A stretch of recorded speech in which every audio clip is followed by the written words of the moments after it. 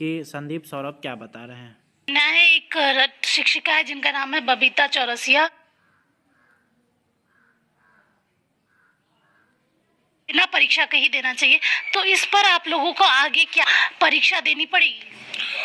देखिए, हमने एकदम शुरुआत में जब नियोजित शिक्षकों को राज्यकर्मी का दर्जा की मांग चल रही थी, उस समय माननीय मुख्यमंत्री के समक्ष एक बैठक हुई थी 5 अगस्त के दिन, और उस बैठक में हमने यही प्रस्ताव रखा था कि परीक्षा लेने की जरूरत नहीं है।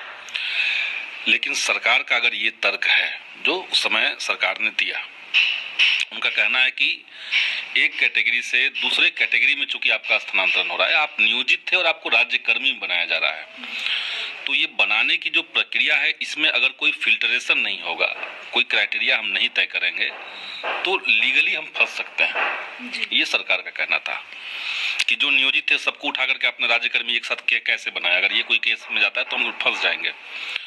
तो उनकी बात में क्या सच्चाई है ये तो लीगल एक्सपर्ट बताएंगे।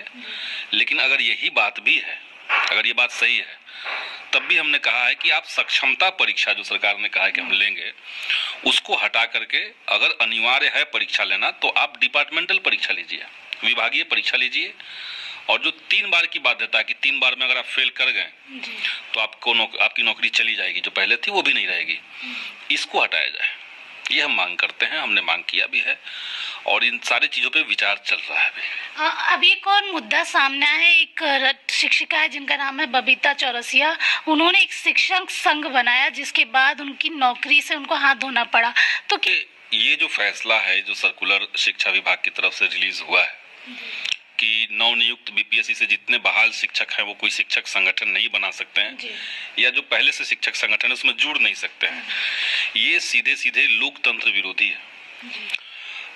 कोई भी कर्मचारी जो सरकार के कर्मी हैं वो पूरी तरह से स्वतंत्र हैं। वो इस देश के संविधान ने उनको अधिकार दिया कि आप संगठित हो सकते हैं।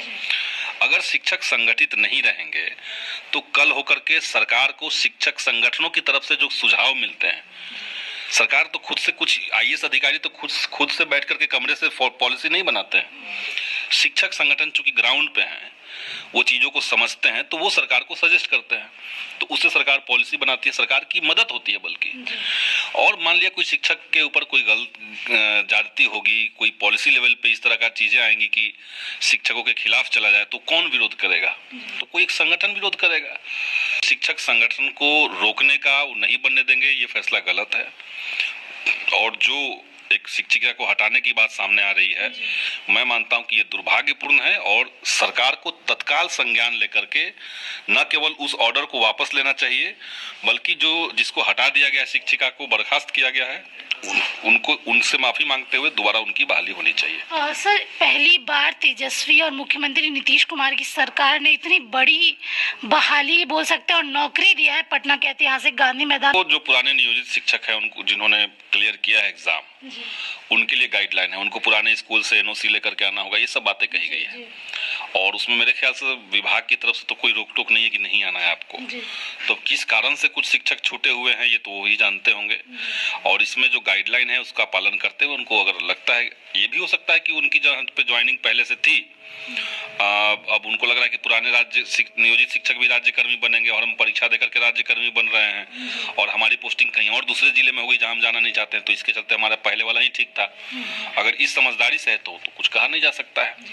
बाकी आपने जो कहा कि लंबे अंतराल के बाद बिहार में इतनी बहाली निकली है, देखिए 90 के दशक के बाद, आज से 30 साल पहले से लगभग सभी राज्य सरकारों ने और केंद्र सरकारों ने लाखों की संख्या में बहाली निकालने का जो एक प्रक्रिया होता है उसको बंद कर दिया था। कभी ऐसा नहीं हुआ कि 1 लाख से ज्यादा बहालियां एक बार में एक राज्य में आई हो। जो बहालियां रेलवे में होती है उन सबको रोक रखा है। तो बिहार ने तो एक नई शुरुआत कर दी है, एक मील का पत्थर सामने रख दिया है, और इसके चलते ही, इसी के दबाव में आप देखिए कि केंद्र सरकार भी समय समय पर कुछ नियुक्ति पत्र बांटने के लिए मंत्रियों को, और खुद प्रधानमंत्री लगे हुए हैं।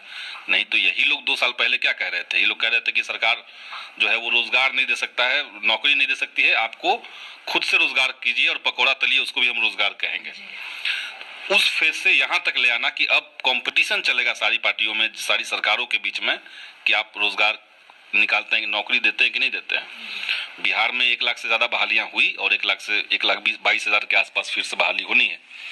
तो ये तो बिहार के युवाओं के लिए एक तरह का कहिए कि बहुत बढ़िया मौका है और समूचे देश में इसकी एक बढ़िया मैसेज इसका जा रहा है। जी सर, आखिरी सवाल ये रहेगा कि अब बीपीएससी के द्वारा देखिए, हमने तो खुद मांग की है विधानसभा में कि सीटेट अपियरिंग को जिस तरीके से पिछली बार मौका दिया गया था, इस बार भी मौका दिया जाए।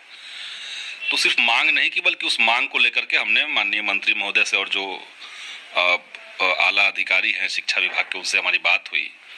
तो उनका एक तर्क है, उनका कहना है कि जो सीटेट का परीक्षा होने वाला है उसका परिणाम जो है वो फरवरी में आएगा और ये जो बहाली होनी है ये फरवरी तक नहीं चलेगी, इसको दिसंबर में ही करना है कंप्लीट।